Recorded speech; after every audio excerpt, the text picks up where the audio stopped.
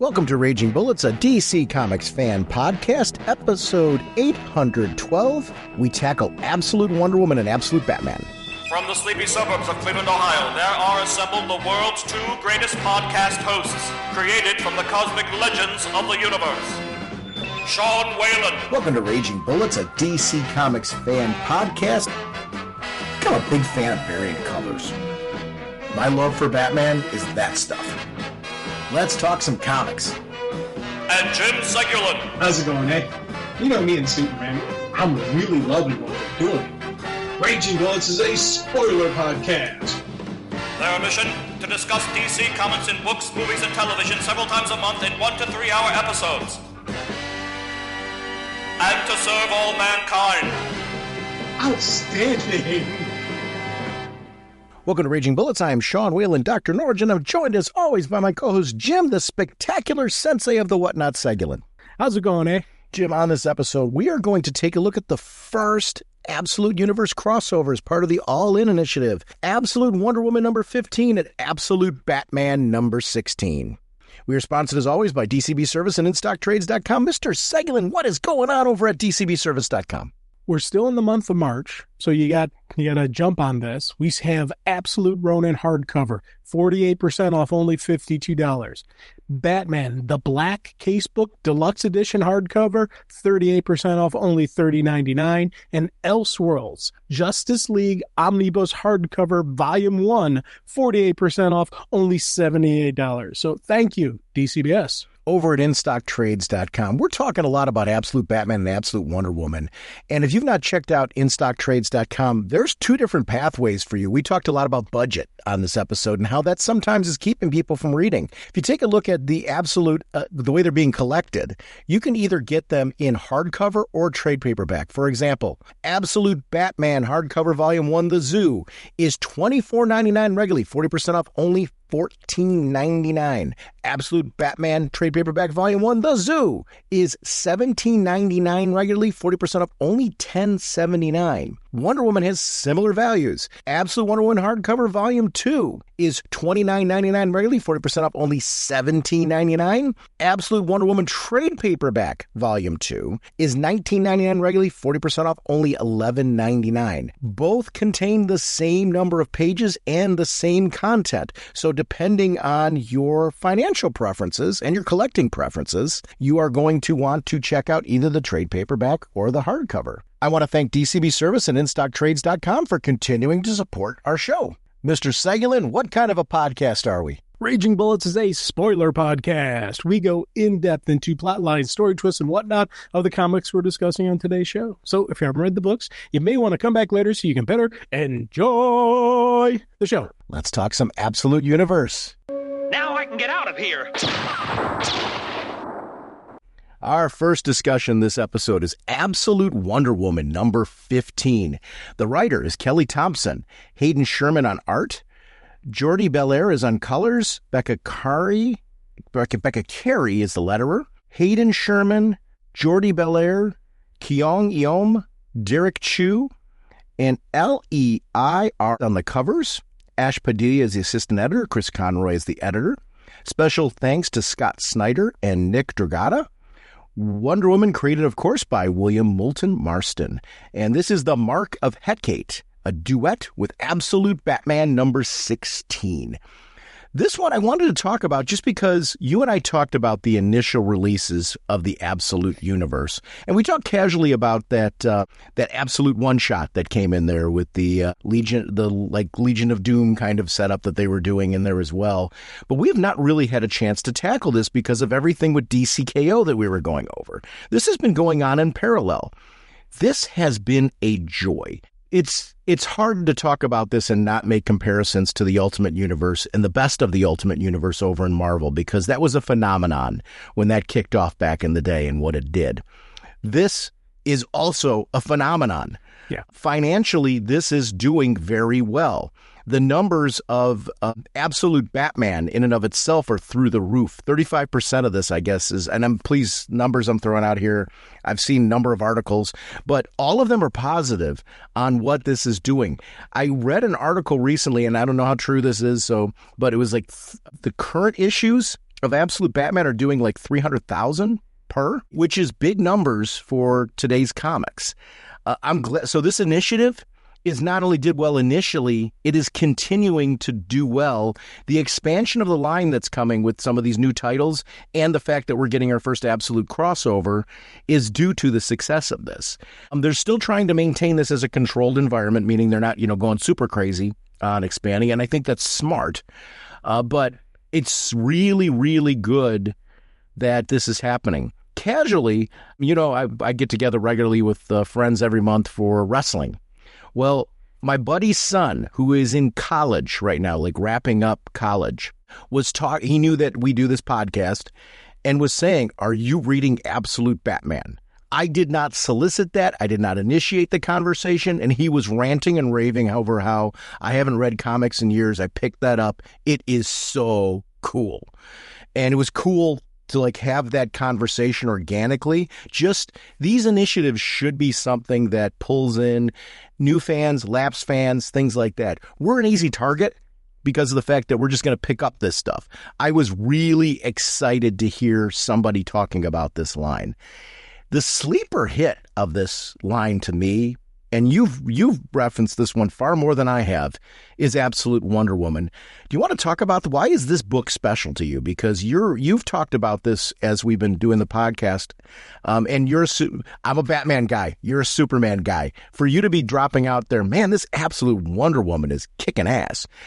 Why? What is it about this for you that is making this a must read? Well, first off, yes, this Absolute Wonder Woman is my favorite of the Absolute Universe.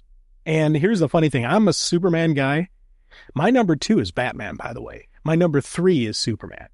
And that's not the normal way I look at the Trinity. Usually Superman is number 1. And again, that's not knocking Absolute Superman. It's an absolute wonderful title. There have been so many true Superman moments in it that I was like, yes, there's my guy. But Wonder Woman is the one that she hit home on so many levels of this is Diana. This is Diana if she had been raised differently, if she had been brought up in hell, if her mother was Cersei. And I love how all of this stuff, really tied into that new origin of her. And with all of them, they have their tied in, their characters are different based on their new origin. But there's something about the way Diana is written here. I am 100% comfortable saying this is Wonder Woman. 100%. It's not just saying Absolute Wonder Woman. This is Wonder Woman. We could take this Wonder Woman, pull her from the Absolute Universe, throw her in the DC Universe, and she would still be the same Wonder Woman. She would still be that same character who would still interact with the other universes and still be an amazing character. She doesn't need to be in the Absolute Universe to be Wonder Woman. This Batman, yes, he is awesome and he is cool. And same thing with the Superman. But both of them really need to exist in this universe for me to really do well. Now, could they handle a crossover? Yes, they could. Would they be neat in the crossover? Yes, they would. But I would want them back in the Absolute Universe. This Wonder Woman, you could take her, put her into the regular title, keep her there forever, and I'd be okay with it. I would not have an issue saying, oh, I miss her in the other universe. The other universe would miss her more than, she could thrive in the other universe. The Batman and Superman kind of need to be in the Absolute Universe to thrive, if I'm making sense, and that's one of the biggest clocks on. And also some of the extra stuff they've done with her and her reliance on magic, her usage of magic. The fact that she cut off her arm to get Steve Trevor out of hell. And then she magically crafted a new arm. And every so often she's got to dissipate the arm because she needs to break the magic, is a really neat Diana thing to do. The fact that her lasso's different, she doesn't have the lasso of truth. She is the sacrifice is her lasso now instead of the perfect, and there's all these little stuff, and especially the Pegasus. I love the fact that she's got the flying Pegasus, that's the skull of the horrors and all that she, and the origin behind it, how she brought it back up. So I love, all those little stuff, how it all connects to her. And then you still, when she's interacting with the humans, when she's interacting with people, this needs to be a video game. This needs to be a video game, and she needs to be, if they're doing a video game of our Wonder Woman, this needs to be a skin, and you need to be able to ride this doggone Pegasus. Yes, 100%. Yes, please make this. I'm going to disagree with you a little bit, and it's just a different take. So you got your piece. One of the things I love about the Absolute Universe is this is a dream for me, because I remember the first Elseworlds book I read, and I was like, oh my gosh, because Ground Floor Elseworlds was coming out. I was very much a Batman junkie at the time. They started playing around and doing these Elseworlds stories. They were contained. They weren't ongoing. This is an ongoing Elseworlds universe where they've really embraced. I love the multiverse going back to when I was a kid. You know, I referenced the George Perez stuff where we got JSA and we got to see all of that and Darkseid. And I was a geek as a kid, like, oh my gosh, you know, different Flash. You got a helmet, you know, and all that kind of stuff. All of that stuff was geek out for me. This is embracing that. This Diana, I'm nodding and echoing everything you're saying about how freaking cool she is. The reason why I disagree slightly is if you bring her over to our universe, I will miss our Diana. Not because I dislike this character. It's because this character is so fully realized. She is not our Diana. She is a Diana who has been impacted heavily by a very, very different upbringing. And because of that, at the core, we are still seeing everything that makes her Wonder Woman, which is everything you're saying right now, and I'm echoing it. And this isn't about who's right or wrong. It's just a different flavor of what I'm digging about this book. I feel like with her, I love so much that piece. I wouldn't mind seeing like a story arc where she's over on our realm and doing that piece, but not in place of our Diana, maybe temporarily. Here's where I'm linking it to. Did you read the most recent issue of Superman with Prime? Yes. The first yes. Superman is missing Prime? Yeah. Okay. So if you take a look at that, bringing her over and plopping her in that spot, I hearken to that. I would still want our Diana, not because of a diminishing of this character. It's our Diana. It's a compliment to this character. She is so fully realized because of her background here. And it's everything you're saying. I love sacrifice. I love the arm bit. But her presentation here in this issue in particular, she is Diana. You are so right. She is absolutely Diana, impacted by her upbringing. I would love to see a little run in our world, but I don't need her to replace our Diana. I need both to exist because she is so doggone different, and I love that about her. And I would say the same thing about the other two. Batman, what I dig about Batman is it is not Batman. Not my Batman. It's an Elseworlds Batman that has been fully, realized. Superman. I dig Superman. I do run into the issue. It's funny. So I would say my top book is Batman. I'm all Absolute Batman, but I'm going to put a but on it. When every so often I've been doing like rereads of this right now, and I'm almost done with my Absolute Universe reread. I got to say, whichever book I'm reading is my favorite. And I've got to say that's truly becoming a thing because these books are such creative talent. And we're going to get into it as we dive into this issue, but that's kind of where I'm at with this. No right or wrong. And I think people listening to this probably have their own take who their favorite character is. I'm going to say, I'm going to confidently say, because of how much they've screwed around with Batman and the Batman lore and embraced the concept of, no, we're going totally Elseworlds on this one and going to totally screw around with this. I am digging that book, but oh my God, this is great. Go ahead. And here again, one of the things that, I just want to make sure everyone's clarified on something. When I say she could thrive in our universe, I'm not saying I want to get rid of our Diana, because I love our Diana. I love what they're doing with her. But if something were to happen and this character were to get plopped in and then Diana was taken into the Absolute Universe. Oh, yeah. To me, I think, she would fit in so well because she would recognize, hey, I'm not your Diana. But while I am here, I will help you. I will do what I can. Now, Bat would do that Bat would say, hey, I'm not your Batman, but I'll help out. But he wouldn't thrive as well in our universe. Diana would 100% thrive in our universe. Thrive with her sisters. With all the other support casts of Diana, would 100% have her back because she's got. And same thing if our Diana were to go over to Absolute Universe, that Diana's crew would be like, "Hey, we got you. Come on, here's what's going on." And I think that's one of the things that when I say she would thrive in our world, that's the thing where I think is, for me, it's one of those things about that. And they did that with Black Canary years and years ago. Yeah. She came over from Earth 2 here. So, I mean, like, it hasn't been done like with, I don't think with a character on this level. That swap, I'd be all, here's the piece. We didn't talk about that. You weren't talking about that initially. You're talking about a character swap? Sure, let's play that out. Because here's going to be great to see this one, whether it's permanent or not. A character swap where you get to see this one interacting with Donna Troy. There's so many opportunities to really do that.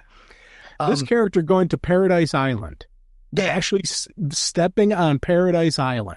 And actually meeting other Amazons, because again, in the current Absolute Universe, she can't do that. She doesn't know, she can't find, Paradise Island. She can't find Themyscira if they're even alive anymore. They may all be slaughtered. We're not 100% certain if there are other Amazons out there. Yeah. So this character interacting with Amazons, how awesome would that be? And there's just so many, But here's the thing. How would they feel about her would be the interesting piece. Because she's something different. Yeah. So I think that would be interesting as well to see what that looks like. Yeah. There's the nice part about these characters, and you can say that about all three of them, but Wonder Woman in particular, I think, is one because of the nature of the lore. There's a lot of playing to be done. It's funny. I'm agreeing with everything you're saying, and I would kill for that story, but I also would kill for the story where she finds that I want to see through her lens more of this world. Like, we're 15 issues in, and oh my gosh, I mean, I'm sorry, as far as this particular conversation, we're 15 issues in. We're a little bit further along, but as far as this particular character goes, there's a lot more storytelling you can do with her in this world, which is something that I'm really loving. Can we talk about this cover? I think one of the things these Absolute books are really enjoying is incredible creative teams. And one of the things I really love when I'm looking at it is something I appreciate about this book. Not only do I love the art style, the color work on this book in particular, it's the shading and the tones of Diana in particular. Even Batman looks like kick butt on that cover. I just love everything about this. These feel like they are meant to be very, very special books. When I mentioned the Ultimate Universe at its best, when we had Mark Bagley artwork on the original, Spider-Man there, and it just looked like a very, very special book at the time. And as they started expanding that line, there was this same thing, that kind of flavor. This is not that. I'm not trying to pretend that it is. It was kind of like you don't need the backstory, you don't need the continuity. We are going to start off at the ground floor with these characters. What they've done different here is a little bit closer to what Marvel did with their most recent Ultimate relaunch, where they've made significant changes and made this something where it's like, why do we have to obey the rules? Why can't we take these same characters and kind of go, there aren't any. We're going to use all of the lore that feels right, but we're going to really mess around with it and really not feel beholden to doing anything the same because of the nature of this world. I'd love to see, and I haven't really looked it up yet, I'm sure there's probably stuff out there, what kind of the roadmap was for this. I don't know how much of it that they revealed. As far as that piece goes, I've kind of enjoyed reading this without knowing too much behind the scenes because I just want to enjoy the experience. And sometimes knowing too much, like, there's less surprises, and I've enjoyed the surprises of this. But I got to say, when I'm looking at this cover right now, it gives me everything. I do think Absolute Wonder Woman has a flavor that separates it. Like, I feel like Absolute Superman has a visual style. Absolute Batman has a visual style. This has a visual style, and they're all unique from each other in a way that, and I think you say that with the other Absolute books as well, they've done a very good job at putting together teams for these that have been very consistent in what they've been delivering. This cover, beautiful. I love the choices with Diana because of her background being raised in hell. Yeah. She looks like she's been. Yes.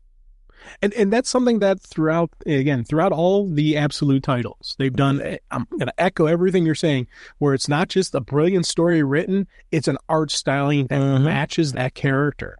Yes. And one of the things with this book, as well as the Absolute Batman we're going to be talking about, I love the fact that when I'm reading this Wonder Woman book and I'm seeing Batman in this Wonder Woman book, I feel like it's the same Batman I'm reading in Absolute, and vice versa. When we read Wonder Woman in that Absolute book, I still have that same feeling to it, but we don't lose our character. So we're not losing Wonder Woman here. We're not losing Batman, in the other book, but they did a brilliant job of keeping that style and that feeling of who these characters are. Because again, some of the cool moments of Wonder Woman in, when they show her growing up and when they do flashbacks to her childhood and throughout the title, just the art stylings they give to her, it has that mystical, magical feel to it. Batman has that gritty, dark Gotham, styling to him, and they keep that alive in these titles,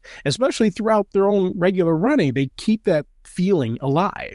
And I love that these art teams and the creator and the writers are so working together. This is a team dynamic creating these titles. You can 100% see it, and you can feel it in the titles, and just as you're going through and reading it. When I do my art read throughs, I love just taking my time and looking at the little nuances that they give us. It's a true joy and just in the experience.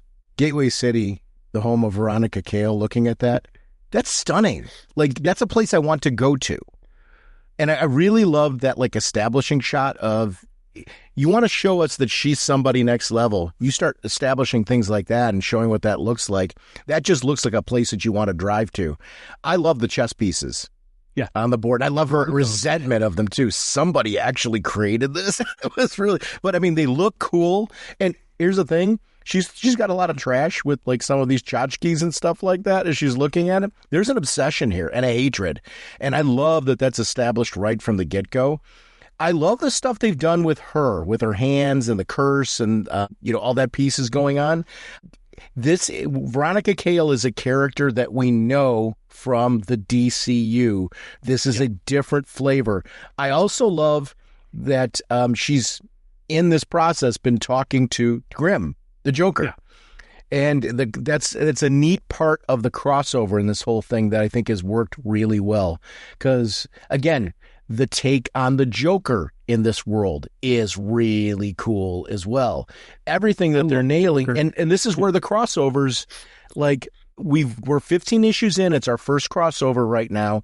This feels like a needed 2-part crossover at this point. I needed this. I really did need to see that these characters were connected. And I love that they didn't start with Superman and Batman. Yes. You could have gone there because we've always done the world's finest. This made more sense to me, and it felt right.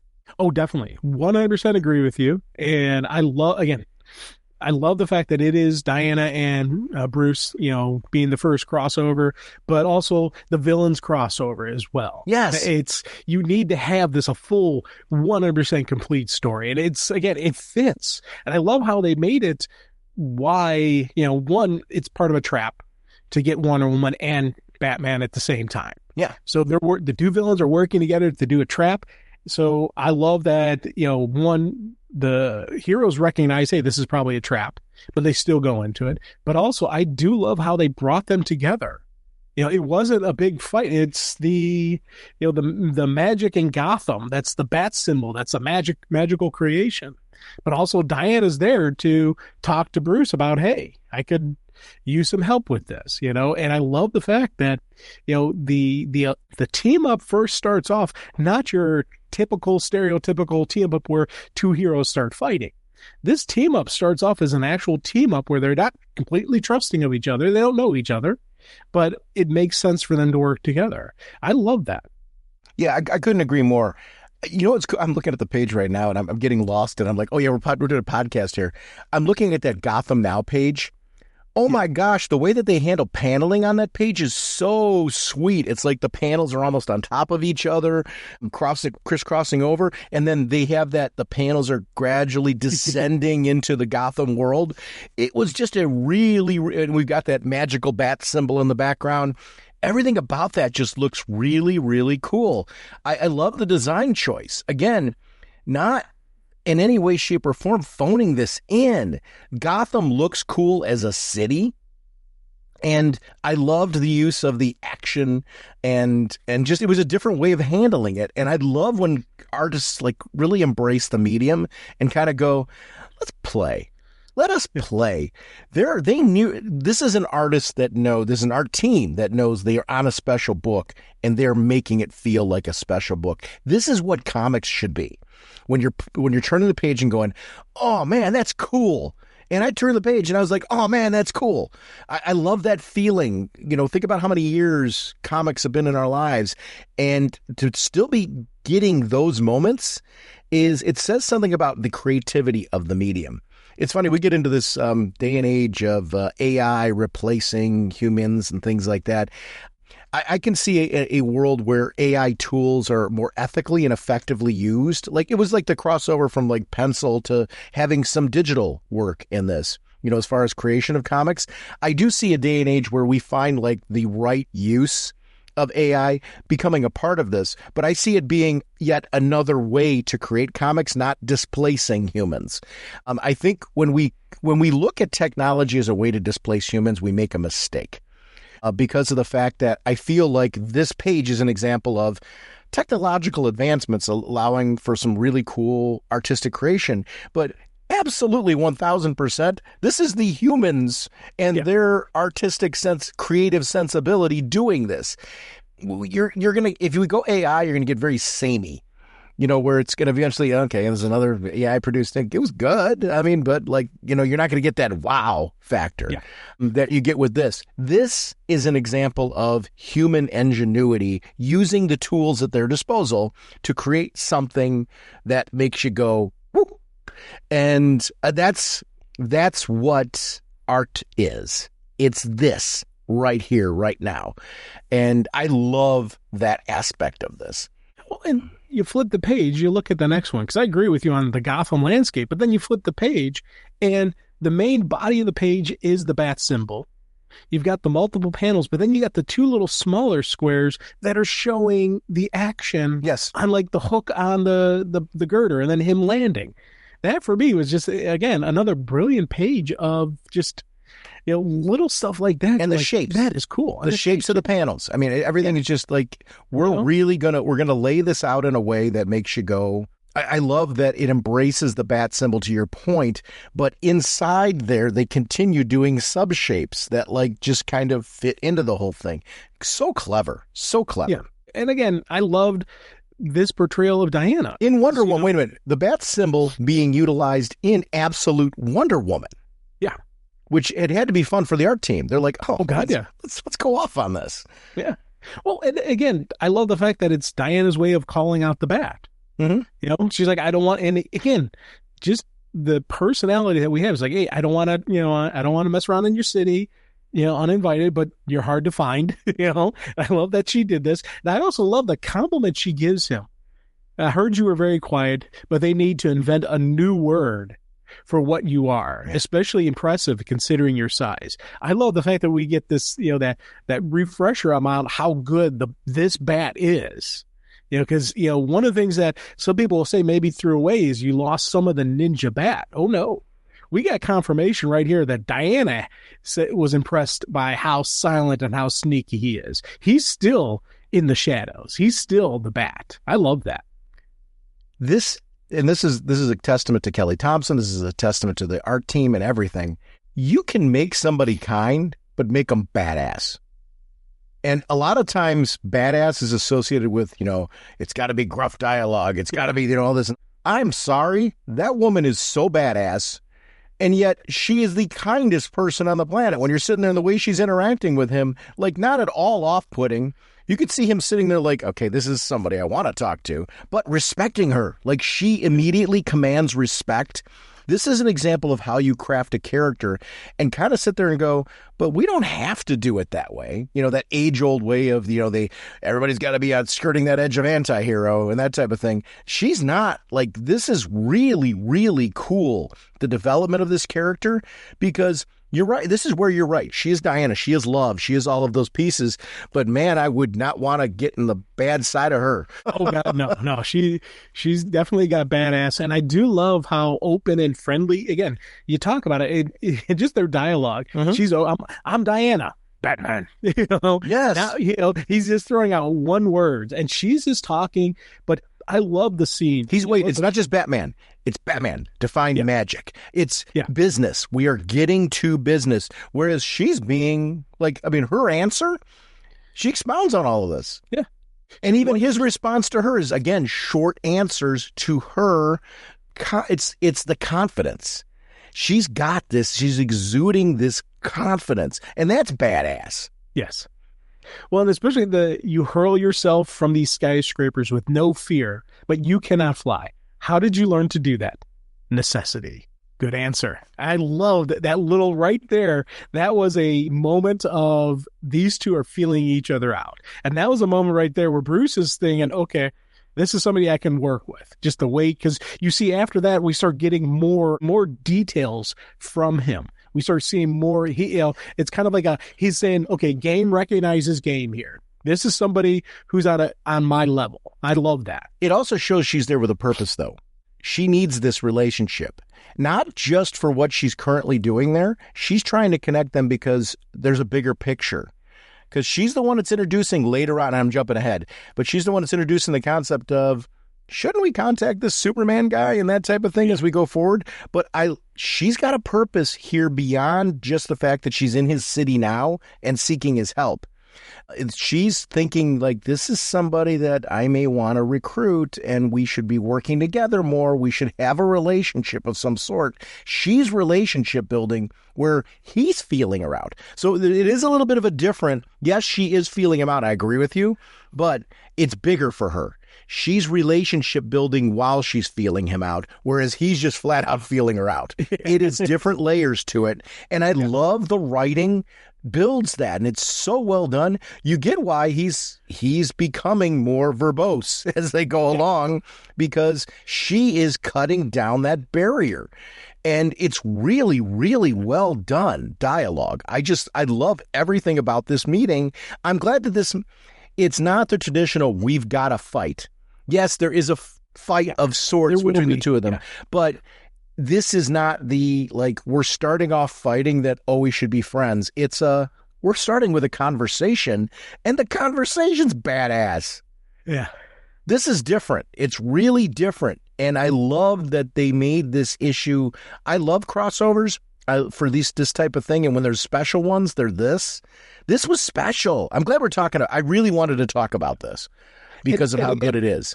One of the things I love about her in this dialogue back and forth is she's there calling for help because she recognizes detective work isn't her thing, but it is his thing. Yeah. And it's, not only just because it's in his city, this is going on in his city, but, there is she's recognizing, hey, I need your help on this. And I love the fact that, she's calling out that, hey, this isn't my strength.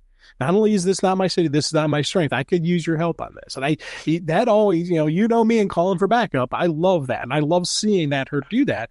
But also I love the fact that, Bruce is saying, hey, I saw you and your friend on TV. You got to watch that stuff. And he's telling her, hey, you may be a god, but the people around you aren't. I love the fact that that's always one of the things with Bruce and protecting his secret identity is because the people around him. And I love the fact that Diana's like, I can't go back in the shadows. I love this. This Bruce in particular, though. Wow. I mean, our Bruce has had many reasons to feel that way. I totally see that. This one in a very short period of time has had an exclamation point on that. More powerful is the fact that she was able to come back and talk about her philosophy and why she's there. With love is transformative. And I don't know how to show people that without living it. And I love that type of thing. And I'm glad that he related it to his father. I thought that was really cool. I suppose we have our own paths, though I think that my father would have liked yours. And, her recognizing that as a compliment, everything about this dialogue just worked in these really cool panels that we're going through. I mean, my gosh, the visual journey mixed with this dialogue, this is poetry. I just love everything about this issue. Amen. It's such a joy to read. And you know what? I'll say this with this one. I tried to do an art read through by itself. I could not exclude the dialogue. I love so much, and I'm saying this, it's not a knock on the art team, it's just the opposite. This is such a marriage of beautiful dialogue with beautiful artwork that I feel like it all just flows together. Every one of my read-throughs, because I like to do and a lot of that came from you. You've for years talked about your art read-throughs, so I do those a lot more now. This one, I haven't been able to do it. Because it's like, how am I ignoring this? I mean, it's like, I can't separate the two. This is a beautiful issue in every aspect of it. Then I haven't really had that experience where I'm like, I just can't. It's really, really good stuff. Yeah. The piece with Bruce too on this one, and I love the scaling of characters in this. Bruce is big in this universe. Big, really big in this universe. I keep forgetting how much bigger she is in this universe. Yes. Like, this Diana is not the same size as our Diana. She is a bigger woman. And I love that when you see the two of them together, that sense of scale, it makes him look normal sized. Yes. He doesn't. He is not normal sized. This is a giant man. By comparison, it works nicely. I completely agree with you. And again, to go along with the art read through, it is difficult to just look at the artwork because the writing and the artwork, there's such a synergy here, and it's a nice flow through. But the synergy is important because I'm not I'm not diminishing the artwork in any way, shape, or form. I'm saying there's a marriage between the two that just really works together. I can't read the dialogue without embracing the amazing art, and I can't. I need them both together in a way that I think is just awesome. One of the things, again, I mentioned earlier, I'm going to reiterate, especially on these couple pages coming up, how awesome Batman is being written in a Wonder Woman book. This, again, is just an absolute, she's obviously Diana. They're doing a brilliant job. But the way Bruce is written here, I'll tell you, I love this. And he 100% fits into the Bruce that, is an absolute Batman. And that, again, is something with the creative team on how well they're handling this crossover, in that I never lose Batman. I don't lose Wonder Woman. I get this great merging of the two. And I love this little bit where, again, she's talking about how she's not a god, and asks Bruce if he's a bat god, and goes back to when Cersei had the vision of them working together in her scrying pool when she was a little girl, and it's all these little tiebacks. And then he goes, "Oh, I almost forgot." Gives him a gift. As per the culture, when you meet someone for the first time, you present them with a gift. I love these little bits in here, and especially how this plays out later on in both this book as well as in the Bat book. I was like, this is because, again, it could have very easily been okay, let's just throw this in there just to get the connection. But they went on such a deeper level that when they actually play it out, you're like, oh, that is awesome. Man, is this book pretty.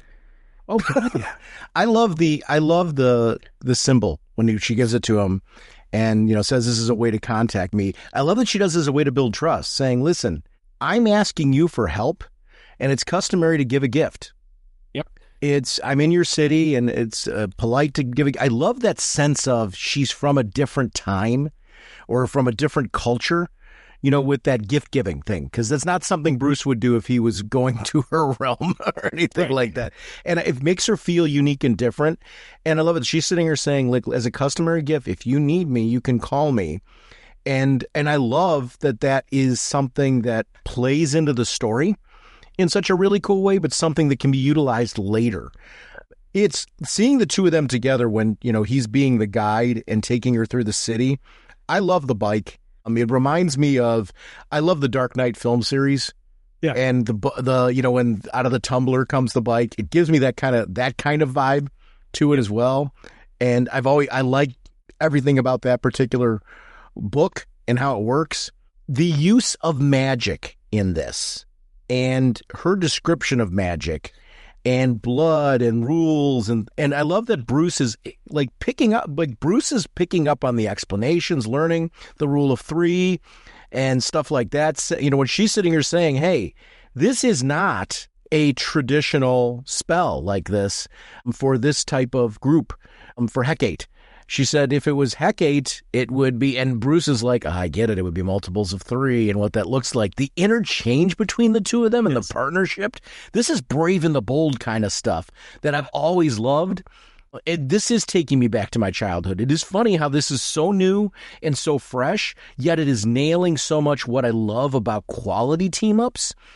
I love these two hanging and investigating this mystery together. I like that she's leading him through this magical world because that's not his realm.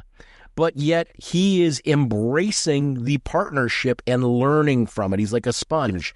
This is this brutal Batman. I love seeing him when he embraces detective work like this. This is where he's Bruce. Yes. And here's the thing. He is a more physical Batman, but there's still that same intelligence. Yes. You know, and I love the fact that they've made sure, because as a little boy, he was that engineer. Yes. That engineer mindset. And when his father passed, that's where he kind of went this other route of more physical, but he still is that intelligent. So again, our Bruce uses the billionaire playboy as his disguise. This Bruce uses the more gruff, the simple down and out guy who works in the construction guy as his disguise. You know, no one would think that guy is this brilliant detective. You know, and I love that each one uses their day job, you know, as the way to hide their secret identity. You know, you wouldn't think some guy working construction is Batman, just like you wouldn't think the billionaire playboy who's off, you know, gallivanting is Batman. I love that each of them have their own little ways of hiding their secret identity within their day job, and they've modified it. Yes. I'm stunned by this. I'm playing Resident Evil 7 right now on my Switch 2, and it's a first person perspective, you know, where you're kind of walking through. What I loved about this magical world and everything is it looks like a horror movie. Yes. In its presentation, and it feels like environments like I'm seeing in that. And it leads me more to the fact that, can we please make a video game with Wonder Woman already? I don't understand what the holdup is. Like, get a great studio who wants to use the license and let them just embrace this. Like, here, let them use absolute Wonder Woman, for God's sakes. This is lending itself to, oh my gosh, this could be the absolute coolest game in the world. Why on earth are we not doing this? I know. I don't get it. And I want to walk around in these environments and interact and do cool Wonder Woman stuff. Like, I want to. I don't care which lasso. See, here's what I would do. I would make it that you can switch between both. Yes. Have stories, have it where you start off as the one Wonder Woman, then you go to the other one, and they can even go, let's start, you know, the original old school. Sure. You know, then you shift into the do some World War II kind of stuff. Oh God, yeah, that Wonder Woman in World War II, and just, you know, that, you know, and this writes itself. They got, you could do multiple sequels off of all this. Just how cool it could be. Yeah. And the Gods of War theories, the stories, you know, games. Yeah. That was, you know, a masterpiece that was a very successful franchise. You could have Wonder Woman using the same kind of engine. This is the same kind of story. Yes. 100% would fit. It's so dumb that we haven't done this already. Yeah. God, there's a lot of characters that they could very easily adapt from comic books into video games, you know, that they don't for some reason. Like, I always wondered why there hasn't been an Iron Man, you know, and especially when Iron Man was at its peak of height. There has been? Yeah. Oh, okay. There's been multiple attempts. There was a crossover, actually. Exo Man of War and Iron Man was a video game. We've had a VR Iron Man. What we haven't had is a really, really good, like, third person or first person Iron Man game that isn't VR that you could do. The VR game was good. The VR game is actually very, very good. It's on the PS VR. And it's a very, very good. It was actually in other places too. I shouldn't exclude it, but it was a VR game and very, very well done. But what you want to do is branch it out. We should also have one that's available on traditional. Not everyone plays VR. VR doesn't work for everybody. So, to create a larger audience, why wouldn't you hit that? But there has been. I mean, so. Oh, okay. I had no idea. Yeah, just like the most recent Arkham game, the Batman Arkham game, which is excellent, is VR game on the MetaQuest. And it's a fantastic game. We need more of this. It's I'm getting greedy with it, but when I say I want more, quality ones. Let's not do shovelware and where we're just fishing the game out to like throw make a Wonder Woman game where it's got no substance to it. Like, you tell me there isn't a studio out there that would do a really terrific Wonder Woman game. I just having trouble believing this. I really am. I mean, it's like, come on, somebody's got to have a good idea to do with this character. She's awesome. Yeah. When we got a world where like games like Tomb Raider, for example, have proven that strong female lead characters can carry a game and be kick butt. I mean, that has developed a franchise that has gone into movies, TV shows, animation. Tomb Raider comics, there's been great Tomb Raider comics. She's extended well beyond video games. This character should be extending into all of those as well. Oh, big time. 100% agree with you. And again, I don't understand why we don't, but one of the things that I do love, and again, going back to the art of this story, when they give us enough of the shadowy, but then give us especially they like to do a pops of red with Diana.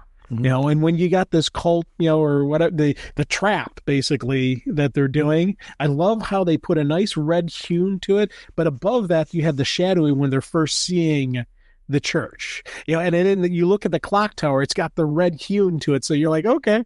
So it ties right back into it. That, again, brilliant. And then you flip the page of, her carrying Bruce to the top and dropping him through as a sudden attack. I loved how they did these panels. Again, angled downward kind of as he's going through. 100%. This was brilliant. Artwork tied in with a brilliant story. Yeah. I agree with you. Totally a brilliant story. The bit with the golem piece that was over there, I thought was really cool. I loved how they came across this and they're getting no reaction from them. They go breaking in and she tries to catch him before he crosses the line. I knew he was going to. I did not. I love that Diana's like, maybe unless they're not trying to build a construct, I'm like, oh crap. What is going to happen here? I knew something was coming. I did not completely see where they were going to go until they got back to Veronica. And I'm like, oh no, they're going to control her. I loved the way that played out, that it was a logical progression. I didn't see it coming. I'm not going to pretend that I did, but I loved how it led me there, where it was like, oh my gosh, what a brilliant plan. To your point about a villains crossover, it gave the villains the moment they needed, where I'm like, I hate you, but that is so cool. Oh God, yeah. This again, I'm right along with you. And, we're at the initial impact. Then you go to Veronica saying she's nothing more than a fancy golem. I'll tell you right then, when I read that line, nothing more than a fancy golem, like, oh, this is not good. Yes. You flip the page and then boom, you see, oh, they're using this to take her over, not create a golem. Oh, I'm like, oh, this is brilliant. I love this. But I also love Diana recognizes it. And she's like, to help, maybe I can help him before fully. So she deletes the magic arm. Yes. So first thing she does is delete the magic arm while she still has some control. Because again, that'll give Bruce a little bit of a fighting chance if she only has one arm. So I love that she recognizes that. Because she doesn't have a lot of time. She doesn't, I mean, really her reaction has got to be a split second one of, I've got to nerf myself at least a little bit or this guy's doomed. Yes, and she's right. If she would have had two arms, this fight wouldn't have even lasted as long as it did. Mm-hmm. And I love the fact that initially Bruce is sitting there, and we get our superhero fight, which is very one-sided, and it should be. But I do love that Bruce is trying to reach her, trying to get through to her, and even tries a little bit of the physical, which, he embeds his axe into her leg, and it doesn't stop her. Right. How powerful. I love them showing how powerful she is, but I do then love that it goes back to the emblem that, the symbol that Diana gave him that he can use to summon her. This Bruce, it's very easy to dismiss him as just being this over-hulking brute. I loved this because this issue showcased there's so much more to this guy. And it's what I'm loving about Absolute Batman is the fact that we're starting to see more of the layers of this Batman and what he looks like. I love your point about, he comes from an engineering background. Just it's a very smart choice in how they're handling this character as a builder and kind of his creative ways of handling things. But he's not just some big dumb brute. Right. And I'm glad that he's not, everything about his background is not the same as our Bruce. The changes are embraced, and he is a different flavor. And it's one of the things I'm geeking out about his book. Yes. Is this piece. Big time. It's so funny as I'm reading this, I'm kind of sitting, well, maybe this is my favorite book. And I just know when we start gushing about Batman, I'm going to be back with Batman again. That's what these absolute titles are doing for me, though. I feel like a pinball as I'm reading them. I'm like, this is my favorite book. No, this is my favorite book. No, this is my favorite book. And as comic fans, really, that is what we should be feeling when comics aren't cheap these days. And when you're reading them, you should be sitting there going, this is so exciting. I want to read it again. I want to look over it again. That's when the value comes in. When you got a title like this where, I don't know, I love rereading these books. And the Absolutes are a pure joy to reread again and again because of them. That's where all of a sudden, well, I don't know, that entertainment value I'm getting from this, it's, like a rewatchable movie. I'm rewatching this over and over again. And this, I'm getting so much value out of these books, not because we podcast.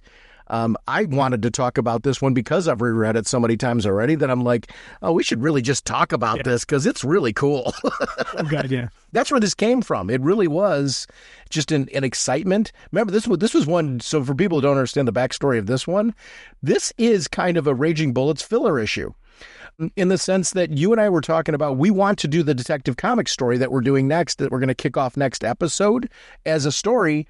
Partway through our conversation, I was like, what we should also talk about? And you were so totally on board. I knew you would be. I'm like, we should probably talk about at some point in time that Absolute Batman, Absolute Wonder Woman crossover. And we just jumped to it because these issues demanded to be discussed. And I love that. I love when something organically is banged down our door and said, we need to talk about this. I love the edge. He calls on her. I demand an audience of Diana of the Wild Isle. And I love that the axe is right in front of his face. That was so, it's such a movie, sure, it's a movie trope and it's one of those things, but when it's executed properly, it works every doggone time. And this is an example of a very, very good use of split, because he had to keep reaching for this and he had his gloved hand on. So I love it's not just getting it. It's the desperation of, I've got to get my hand on this doggone thing before she kills me. Well, and that was the thing she said. If it touches, it's got to touch his bare flesh. Right. Not through the glass. And even when she gave it to him, she told him those directions. So I love seeing, again, the scramble and just that last minute, the axe right there at his face. But also afterwards when she's like, thank Hecate. And he's like, I'll second that. Yeah. I love the fact that this Bruce can let down his guard. He's already starting to trust Diana where he can let down his guard. This isn't the scary Batman yes, let's go on. No, he's starting to develop this rapport with her. And I love seeing that. She's funny too, by the way. Yes. She's got a humor value to her and I love it when it fits in. It's not overdone. It's not slapstick. I appreciate humor being used in this, in the right pacing. Writer, I always talk about Gail Simone, right? One of the things I love about her is her use of humor. She knows when to blend it in appropriately depending on the nature of the characters and the story. I think really good writers have that talent of adding a full array of emotion to their writing. This story has the right level of humor for this story. It doesn't take you out of the intensity of what you're dealing with there, but that was a chuckle moment, and I loved it. It was a comfortable chuckle. Yes, and one of the things I also loved, how when Bruce first crossed the line, Diana's trying to stop him because she recognizes the magic, the implications of the magic. When Diana's going back there, Bruce recognizes the technology stuff and tries to stop her, but too late. She already crosses the little device that detonates the explosion. So I love both of them in their own little universes and their own worlds. Recognize, don't cross the magic line. Hey, watch out for this tech. That, again, for me, was a nice little throwback to earlier where the two of them are working side by side. Yes. The other piece, too, is she recognizes how she was taken over. Yeah. And she's going to try and, gather because here's the thing. You don't want people repeating this. Yes. So, somebody who knows her clearly, pulled in her hair, pulled in, all the pieces necessary to make her the target of this. And I love that she is trying to find a way to make sure this does not happen again. And I loved the attention to detail of her going back and grabbing that, even though there was a continued trap intended to hopefully blow them up. Yeah. Even though their villains know them well enough to know that probably did not work. I loved those details where they, they weren't expecting that was going to be the end all be all. It was cool. Yeah. And I also like the fact that one of the reasons Wonder Woman went in was to try to save the witches who were doing the cast. She's like, hey, they may not be lost. And so she was going in to also try to save the innocent, even though they were part of this thing that tried to kill her and tried to kill Bruce. She's still going to try to save them. And they ended up dying because the whole building exploded. But I do love the fact seeing, again, that is Diana. She's going to try to save the innocent. And again, then you go back to our villain our villain conversation. You gotta love the fact that, it angers her and they're ready and they're like, okay, that one didn't work. Let's go with plan 2, so gets you, anticipating what's next for Diana. What's next for Bruce? What's Grimm going to do to Bruce this time? The two bits that I really enjoyed at the end of this was, them having the conversation about the whole Gollum thing. Are you a Gollum? And her saying, no, it's got magic and the unconventional nature of my birth, left me open to some vulnerabilities. I also love that she uses this as the opportunity to give him the jump drive. Like, trust has been earned at this point. Hey, there's more of us. Yeah. And you need, you need to know more about this information that's out there because other people know about them and we need to do something about this. This is a Twisted Christmas special. Yes. Well, again, she wouldn't have known. She hasn't really dealt with snow. And again, I love the fact that, she's enamored by snow because growing up, it doesn't snow in hell. So, I love that. But I also love that final panel of Bruce, like, happy holidays, Diana. I love the fact that, she does that. And also, it's, I don't know. It's one of those neat things with, again, when you get those moments between the two of them, Yeah. Yeah, they are. There's something between them that I just think is flat out awesome. Yeah. And I do love the fact that Diana knew Bruce's name already. Yes. Going into this, Diana already knew who Bruce was. But respected that was his story to tell. Exactly. That, again, there's just so many neat stuff there, with just, again, this connection between these two. I absolutely love this. Our next discussion is going to be Absolute Batman number 16. Scott Snyder is the writer. Nick Dragotta is writer and artist. The colorist is Frank Martin. Clayton Cowles on letters. Dragotta and Martin on the cover. Frank Cho, Lerrix. Michael Cho are on the variant covers. Riccardo Federici On the 125 variant cover, Sabrina Futch is the associate editor, Katie Kubert is the editor, Chris Conroy, executive editor. Batman created by Bob Kane with Bill Finger. And apologies for any name butchery. Similar to the last one, this is a creative team. Yeah. Oh, God, yeah. Nick Dragata, and if I'm butchering his last name, I apologize. he's going to be at Heroes Con. So cool. I'm trying to figure out what I want to get signed. Or, the nice part about artists is they usually bring prints. And, we keep talking about this would make a great poster. It likely will be. This cover.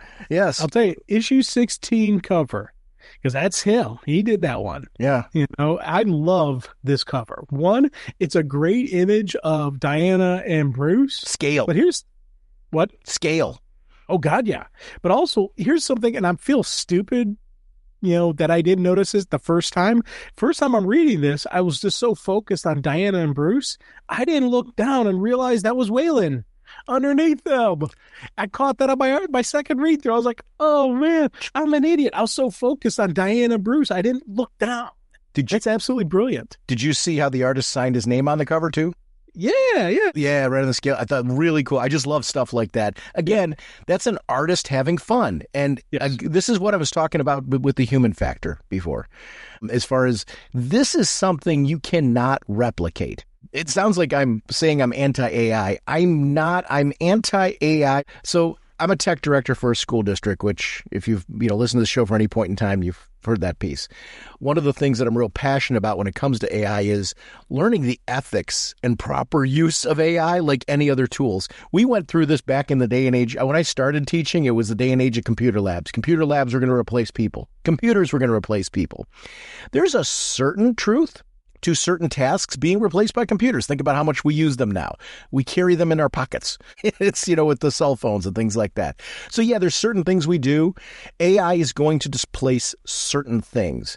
I think the trick is we do not, and it's a sad state of affairs if AI displaces people in artistic endeavors because of the fact that, I don't know if you've tried to producing anything with AI.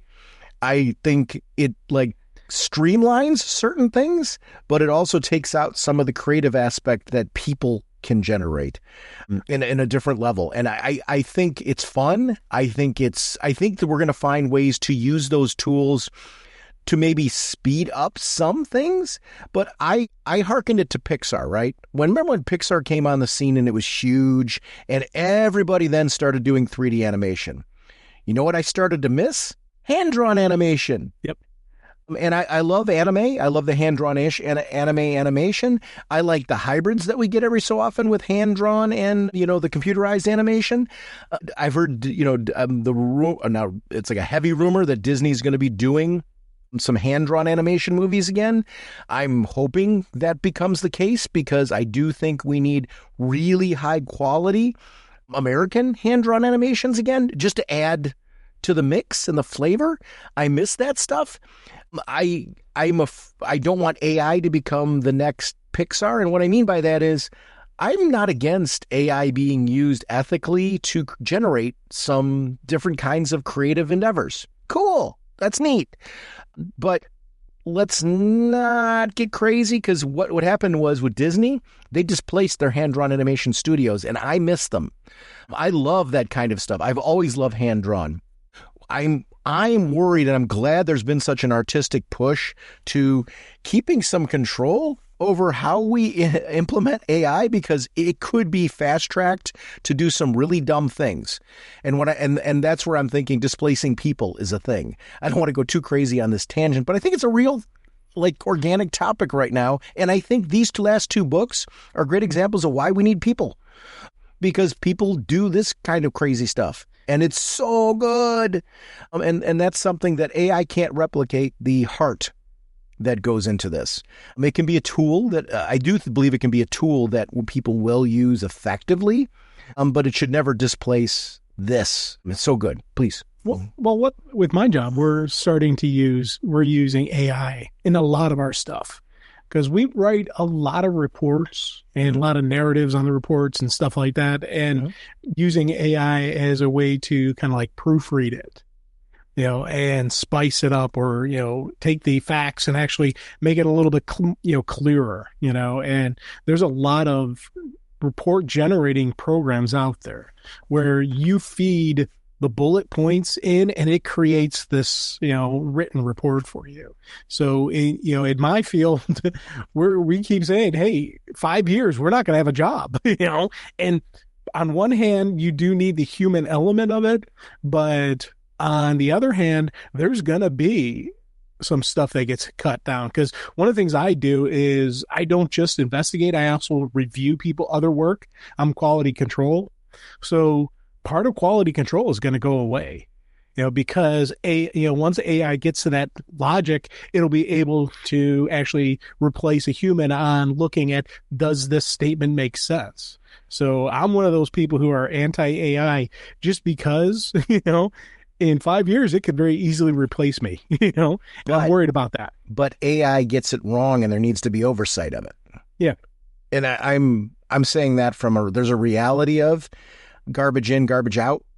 And if somebody is not monitoring that, there's a very real danger of over-reliance on the technology.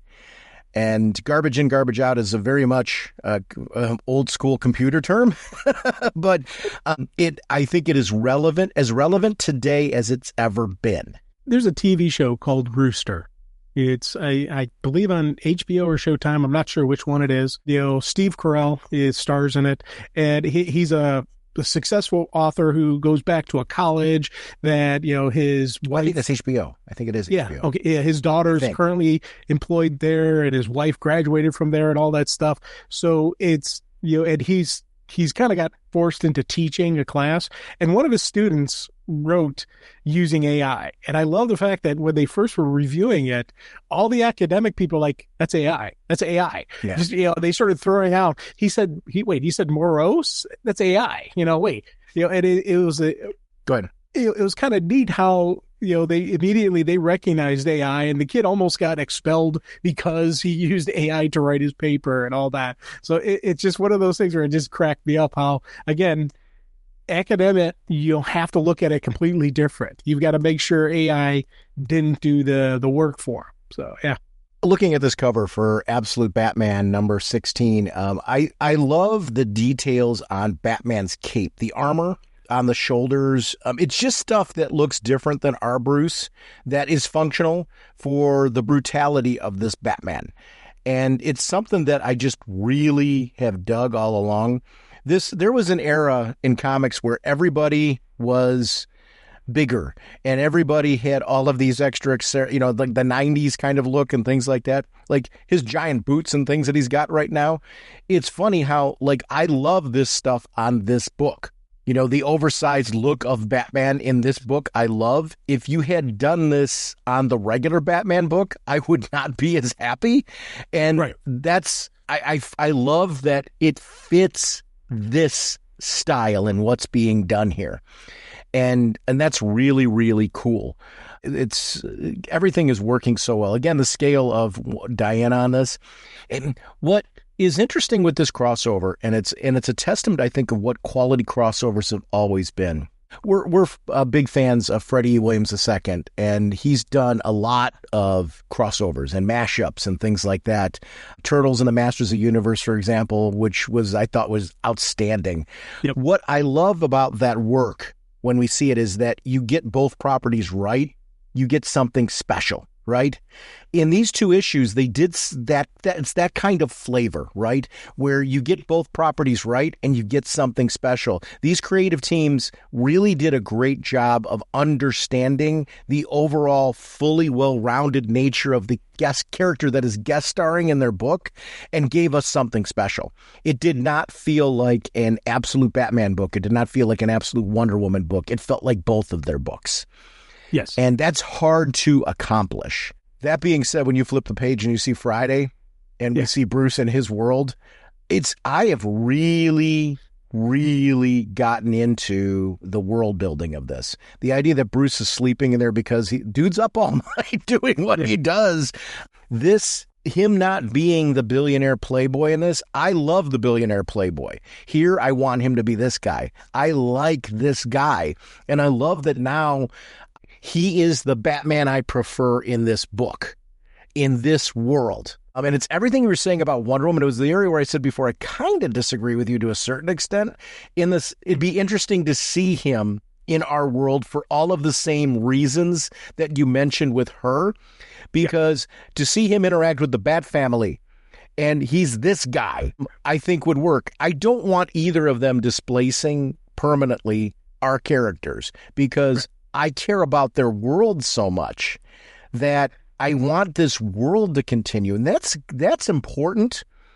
If you're just focused on the single character, there is a limited amount of distance you can go with that. If you care about the world, there's endless possibilities on the stories you can tell. I care about this absolute world. Yes. The crossover now has made it more interconnected. And we have not had that chance, other than DCKO seeing them together, to really feel these characters connected. And I love that this starts to break down those walls and starts to make this feel like a bigger tapestry. And this is a great issue for that. Oh, God, yeah. And again, I love the fact that we don't lose Bruce in this story. You know, they could very easily dive right into, we get a great crossover story. Yep. But they make sure to spend a couple pages making sure we're seeing Bruce's family. We're seeing him deal with Harvey. We're seeing him deal with, Ollie. There's Lucius, seeing him. Oh, God, yeah, Lucius as well. So they're not throwing away the Bat story. And again, it's, they're doing a brilliant job with creating Two-Face, with creating the Penguin, with creating Killer Croc in this universe. I'm so happy at how, they spend a couple pages on it and just seeing how bad things are for his friends. And I love the fact that they were his friends and that they know the secret. So Two-Face knows the secret. Penguin knows the secret. And I love the fact that they all understand and they know who Bruce is. They know who the Bat is. And I think you meant Oz before too, right? Yes. What did I say? Ollie. Oh, sorry. Yeah, that's okay. I want to, and that wasn't my purpose. There was just making sure that I was understanding correctly what you were saying. And yes. Oh God. Yeah. Oz, Oswald, but this has been just that cornerstone of who Bruce is. And it's showing this Batman really does care about his friends. This is his family, and we get to the point sometimes when you can lose the Bat into we've had a lot of eras where the Bat didn't have anybody. Even though he had Alfred there, he still didn't have Alfred. He didn't let anybody in. This Bruce has let his friends into his universe.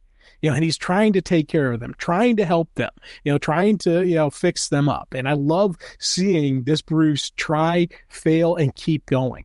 16 issues in, and we're still getting the origin story of these characters. And what are they going to be to Bruce? Are they going to be villains? I'm guessing yes, but is it all going to be the same? And what does that look like? Are they going to team up against him? Are any of them still going to have loyalty to him? And what does that look like? Resentment is clearly building. And they're not wrong. This was all, they were pulled into his choices and became cannon fodder for it. It's an interesting sort of resentment. I mean, the idea that he can't even take down solid foods yet, like Bruce is trying to bring a peace offering of some sort that is very personal, very connecting to who they used to be. And the problem is, I don't think he's ever going to be able to resolve who they are becoming because of what happened to them. This is all because of Bane and what Bane did, the viciousness of what Bane did.